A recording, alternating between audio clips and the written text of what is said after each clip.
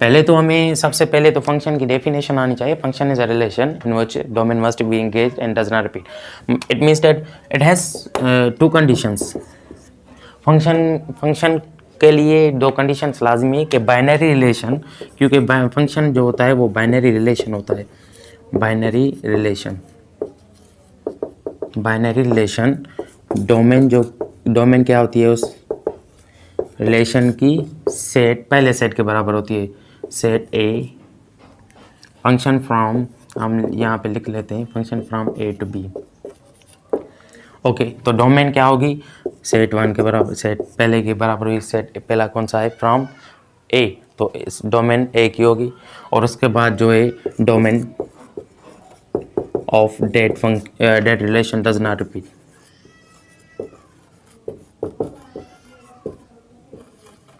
Okay, तो ये दो कंडीशंस हो गई. स्टूडेंट सपोज करते हैं सेट ए है एक्स वाई और जेड, और सेट बी बराबर है 1 3 एंड 5 के.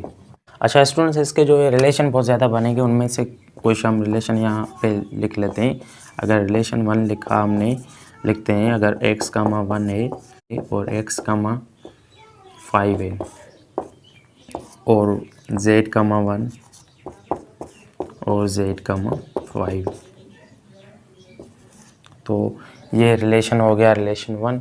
और हम रिलेशन 2 अगर लिख लेते हैं यहाँ पे, तो रिलेशन 2 अगर हम यहाँ पर बनाते हैं x, 1, उसके बाद हम बनाते हैं y, 3, z, 1 और z, 5.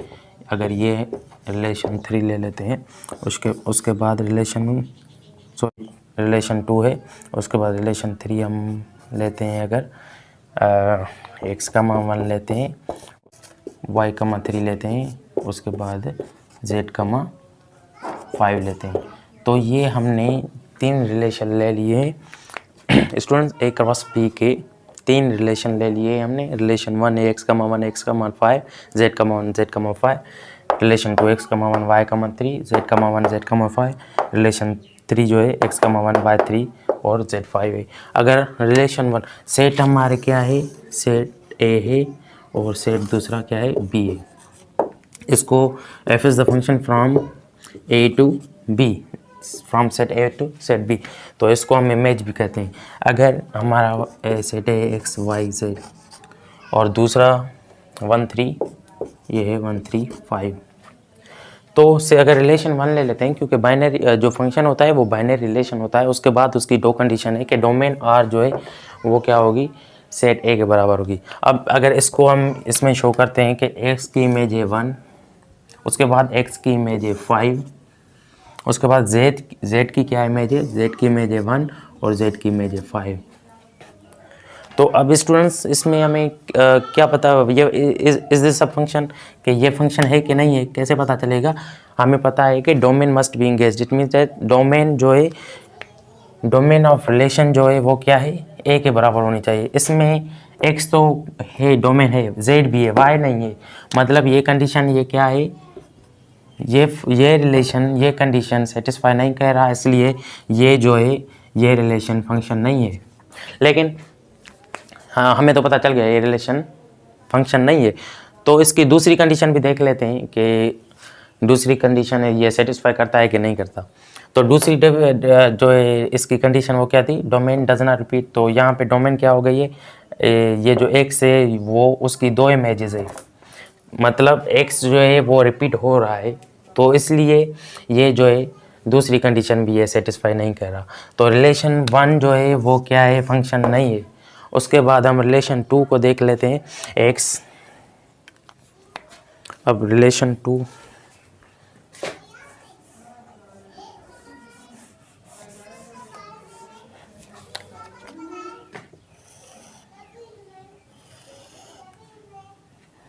स्टूडेंट उसके बाद हम रिलेशन 2 को देखते हैं कि एक्स जो है एक्स की इमेज 1 है, वाई की इमेज क्या है, वाई की इमेज 3 है, और जेड की इमेज क्या है, जेड की इमेज 1 है, और उसके बाद जेड की इमेज क्या है, जेड की इमेज 5 है.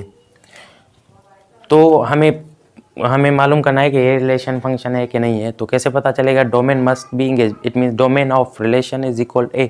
तो ये जो है डोमेन क्या है, इंगेज है। डोमेन, हर एक डोमेन की अपनी अपनी जो है इमेज है सेट बी में, तो ये पहली तो कंडीशन सेटिस्फाई करता है। उसके बाद domain R does not repeat, तो अब देखेंगे डोमेन रिपीट तो नहीं हो रहा, किसी डोमेन की दो इमेजेस तो नहीं है सेट ए में।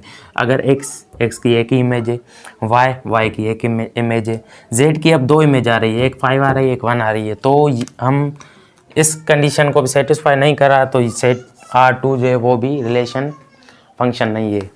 R2 रिलेशन जो है वो फंक्शन नहीं है। अब अगर हम R3 पे आ जाते हैं, रिलेशन 3 पे आ जाते हैं, ये हो गया सेट ए और ये हो गया सेट बी। सेट ए में क्या है, एक्स, वाई और जेड, उसके बाद 1, 3 एंड 5। अब यहाँ पे देख लेते हैं रिलेशन 3 में जो एक्स की इमेज है वो 1 है, वाई की इमेज है वो क्या है 3 है, जेड की इमेज क्या है 5 है।